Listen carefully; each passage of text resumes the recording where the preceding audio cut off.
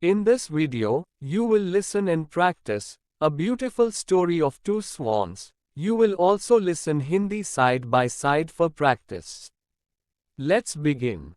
It is a long time ago that there was a famous lake named Manas in the Himalayas. बहुत पुरानी बात है, हिमालय में प्रसिद्ध मानस नाम की झील थी. There lived a herd of swans along with many animals and birds.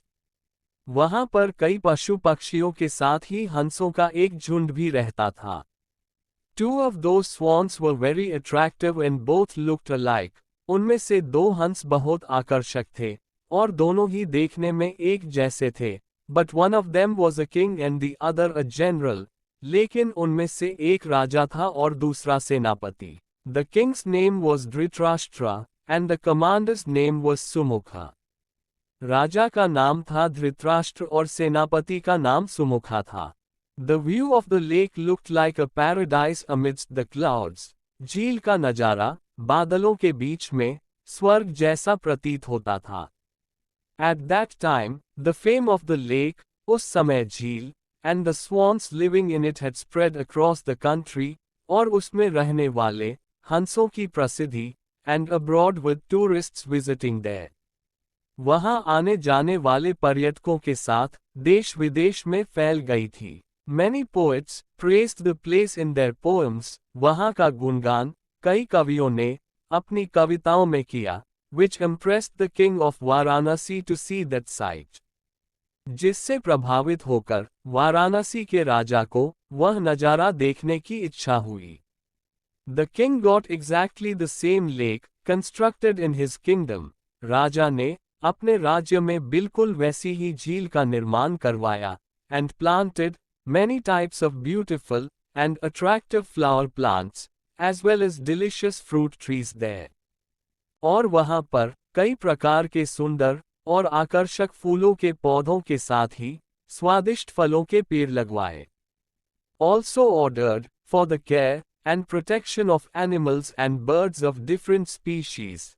साथ ही विभिन्न प्रजाति के पशु पक्षियों की देखभाल और उनकी सुरक्षा की व्यवस्था का आदेश भी दिया. This lake of Varanasi was also beautiful like heaven. Varanasi का ये सरोवर भी स्वर्ग जैसा सुंदर था. But the king still had a desire to see those two swans who lived in Manas Sarovar. लेकिन राजा के मन में अभी उन दो हंसों को देखने की इच्छा थी जो मानस सरोवर में रहते थे. One day, the other swans of Manas Sarovar expressed their desire to go to the lake of Varanasi in front of the king. एक दिन मानस सरोवर के अन्य हंसों ने राजा के सामने वाराणसी के सरोवर जाने की इच्छा प्रकट की, but the king of swans was wise. लेकिन हंसों का राजा समझदार था.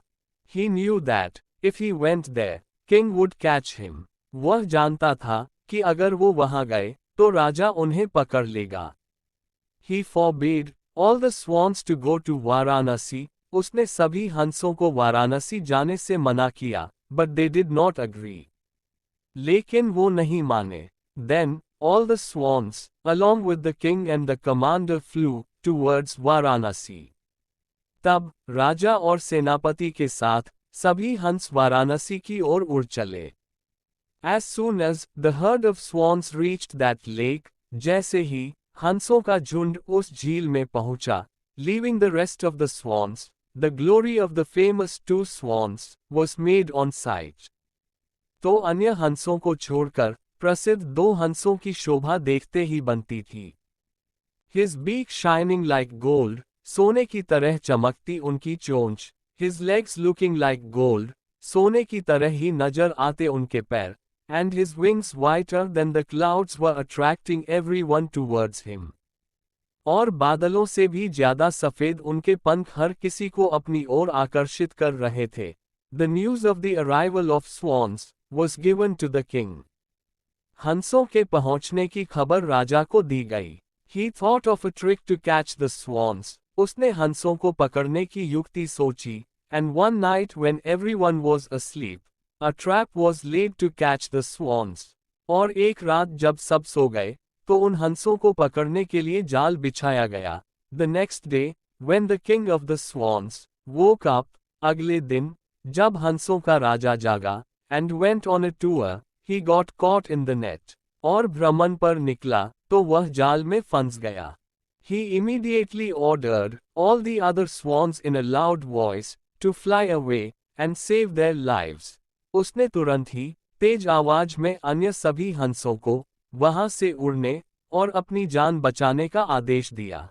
All the other swans fled, अन्य सभी हंस उड़ गए, but their commander Sumukha, seeing his master trapped, stayed there to save him.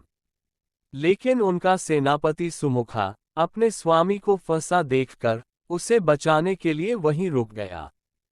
Meanwhile, the soldier came there to catch the swan. इस बीच हंस को पकड़ने के लिए सैनिक वहां आ गया। He saw that the king of the swans was trapped in the net. उसने देखा कि हंसों का राजा जाल में फंसा हुआ है, and the other was standing there to save the king. और दूसरा राजा को बचाने के लिए वहां खड़ा हुआ है। The soldier was very impressed by the swan's devotion to his lord. हंस की स्वामी भक्ति देखकर सैनिक बहुत प्रभावित हुआ, and left the king of swans. और उसने हंसों के राजा को छोड़ दिया। The king of swans was wise as well as visionary. हंसों का राजा समझदार होने के साथ साथ दूरदर्शी भी था।